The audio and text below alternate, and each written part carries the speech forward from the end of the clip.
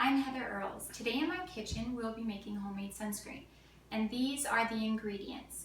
First we have vitamin E oil. There's 1/4 tablespoon. I'm going to be doubling the recipe today, so if there appears to be more than when you're making it, that's the reason why.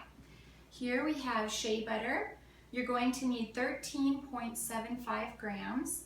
Here we have beeswax, which is 14.25 grams. You can see the little affiliates in there. And this prevents the sunscreen from coming off in the water. Next we have 32.5 grams of jojoba oil, carrier oil here. Then we have 45 grams of coconut oil. And coconut oil also has a natural SPF blocker in it, just so you know. And the last one of the most important things that helps the sun from penetrating into the skin is a mineral, which is zinc oxide. All right, so here you go. Next, we're going to be taking all these ingredients and we're going to add them to the pot. Here we have a pot with a little bit of water, like an inch, ½ inch of simmering water. You just put a bowl on top. This is going to act as a double boiler. So if you have a double boiler, you could use that as well. Now we're going to pour all the ingredients into here. And why we're doing this is so that the coconut oil and the shea butter have a chance to melt and then blend the ingredients in. So here we go.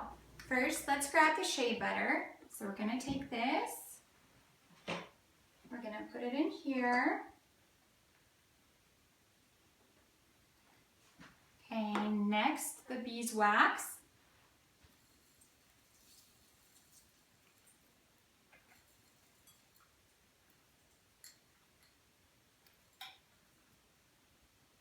Trying to get it all in. Okay, and I know you can't see it, but it's all starting to melt already. And there's not a certain amount of time you have to have it in there. You just want it in here until everything is melted. Okay, here we have the jojoba oil.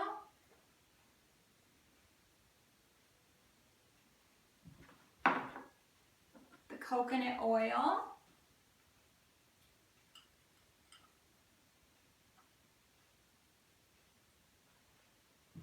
Okay, and now I'm going to grab our vitamin E.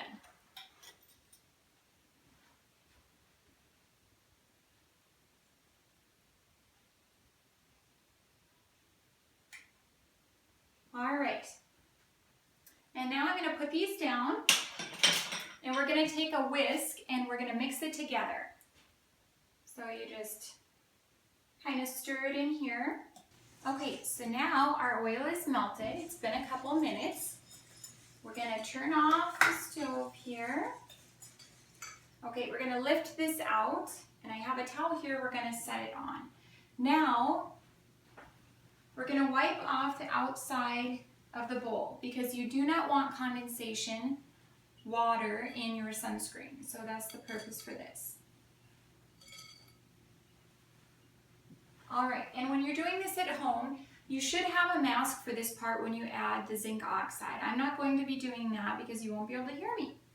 So, as you can see, the zinc oxide, scoot this over here. Okay, going to add it slowly as I'm whisking. We want to make sure the zinc oxide blends really nice in here.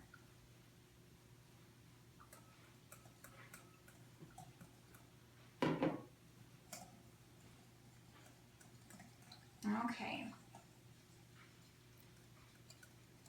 Now it's starting to look like a glass of warm milk. We're going to stir this a little bit in here, just enough until it blends all together. And as you can see, I have 2 little miniature jars. This is what I'll be using for the sunscreen. All right, so now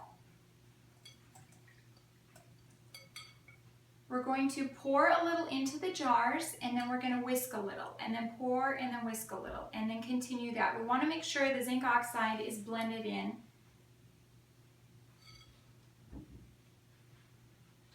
All right.